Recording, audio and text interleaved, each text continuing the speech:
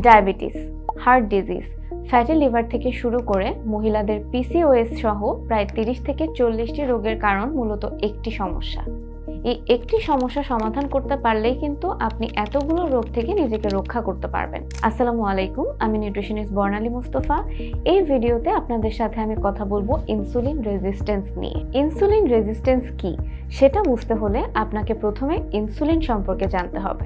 Insulin হলো মূলত একটি হরমোন যেটা আমাদের দেহে প্যানক্রিয়াস নামক অঙ্গ থেকে তৈরি হয়। যখন আমরা খাবার খাই, বিশেষ করে কার্বোহাইড্রেট বা শর্করা জাতীয় খাবার অথবা চিনিযুক্ত খাবার, তখন প্যানক্রিয়াস থেকে এই ইনসুলিন নামক হরমোনটি রিলিজ হয়। ইনসুলিনের প্রধান কাজ হলো আমাদের রক্তে থাকা গ্লুকোজকে নিয়ন্ত্রণ করা। কার্বোহাইড্রেট কিংবা শর্করা জাতীয় খাবার থেকে মূলত গ্লুকোজ তৈরি হয়। রক্তে গ্লুকোজ বেশি থাকলে শরীরের জন্য এটা ক্ষতিকর হতে পারে। এখানেই ইনসুলিন মাঠে নামে। যখন আমরা খাবার খাই, বিশেষ করে শর্করা জাতীয় খাবার, এগুলো থেকে কিন্তু আমাদের রক্তে গ্লুকোজ আসে। গ্লুকোজ যখন আসছে, আমাদের প্যানক্রিয়াস এটা বুঝতে পেরে ইনসুলিনকে রক্তে পাঠায়। রক্তে যে গ্লুকোজটা রয়ে গেছে, ইনসুলিন সেটাকে আমাদের শরীরের কোষে প্রবেশ করায় যাতে সেটা থেকে আমাদের কোষ শক্তি উৎপাদন করতে পারে।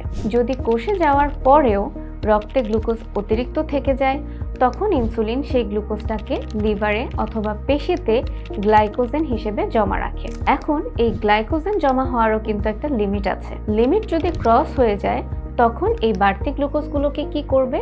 এই ইনসুলিন বাড়তি গ্লুকোজগুলোকে ফ্যাট হিসেবে বডিতে জমা রাখবে। এই ছিল ইনসুলিনের বেসিক কাজ। আরও কিছু কাজ সে করে, তবে আপাতত ইনসুলিন রেজিস্ট্যান্স সম্পর্কে বলছি, তাই আপাতত ওদিকে যাচ্ছি না। তবে এইটুকু জেনে রাখুন যে ইনসুলিন কিন্তু ফ্যাট বার্নিংয়েও বাধা দেয়। আর এই ইনসুলিন রেজিস্ট্যান্স বিষয়টা একদিনে হয়ে যায় না। এটা হতে 10 থেকে 12 বছরেরও বেশি সময় লাগতে পারে। এই মুহূর্তে এখন যদি আপনার ইনসুলিন রেজিস্ট্যান্স থেকে থাকে, তাহলে কিন্তু এই প্রক্রিয়া 10 থেকে 12 বছর আগেই আপনার বডিতে শুরু হয়ে গেছে। সর্বশেষ আমরা জেনেছিলাম ইনসুলিনের কাজ ফ্যাট সেলে গ্লুকোজ ঢুকানো পর্যন্ত। কেউ যদি নিয়মিত কার্বোহাইড্রেট বা শর্করা জাতীয় খাবার অতিরিক্ত খেয়ে থাকে এবং কন্টিনিউয়াসলি তার ব্লাড সুগার বাড়তে থেকে থাকে এবং দীর্ঘদিন ধরে এই সিচুয়েশন চলতেই থাকে, তখন কিন্তু ইনসুলিনও বাড়তেই থাকবে। সিম্পল ভাবে বলছি, যেমন বাড়তি গ্লুকোজটাকে তো কোষে ঢুকানোর জন্য ইনসুলিনের প্রয়োজন।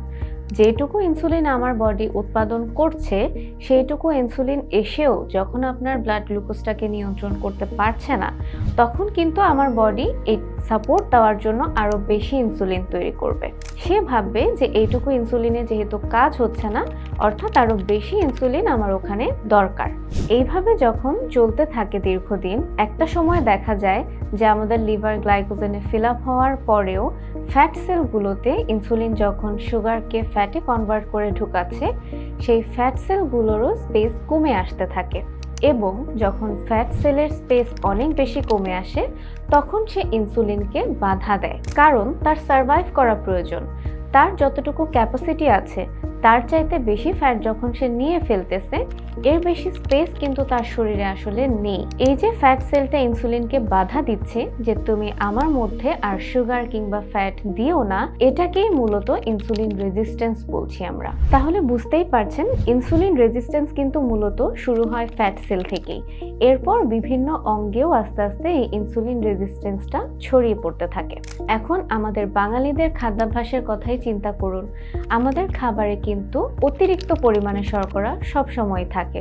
আমরা সকাল, দুপুর, রাত, সারাদিনই কিন্তু ভাত, রুটি, ফল কিংবা দুধ জাতীয় খাবার, যেগুলো থেকে কোনো না কোনোভাবে আমাদের বডিতে যেয়ে শর্করা বা কার্বোহাইড্রেটে পরিণত হচ্ছে, এই জাতীয় খাবারগুলোই বেশি খাচ্ছি। এবং লাইফস্টাইলের কথা তো জানাই আছে যে বর্তমানে কিন্তু আমরা বেশিরভাগ লোকজনই সেডেন্টারি লাইফস্টাইল লিড করি, অর্থাৎ আমাদের ফিজিক্যাল অ্যাক্টিভিটি একদম নেই বললেই চলে।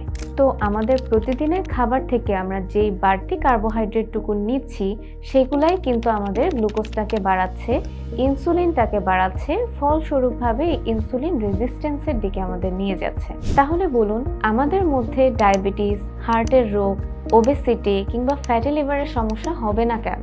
আশা করি এই ভিডিওটাতে ইনসুলিন রেজিস্ট্যান্স সম্পর্কে আমি আপনাদেরকে কিছুটা ক্লিয়ার আইডিয়া দিতে পেরেছি। ইনসুলিন রেজিস্ট্যান্স কিভাবে কমাবেন অথবা এর থেকে কিভাবে বেরিয়ে আসা যায়, সেটা নিয়ে আমরা কথা বলবো অন্য কোনো একটি ভিডিওতে। সবার আগে গুরুত্বপূর্ণ হেলথ সাইটসগুলো জানতে হলে সাবস্ক্রাইব করে ফেলবেন আমাদের ইউটিউব চ্যানেলে। অথবা আপনি যদি ফেসবুক থেকে দেখে থাকেন অবশ্যই পেজে লাইক করে পাশে থাকবেন। কথা হবে অন্য কোনো টপিকে, অন্য কোনো ভিডিওতে। ততদিন পর্যন্ত আল্লাহ হাফেজ।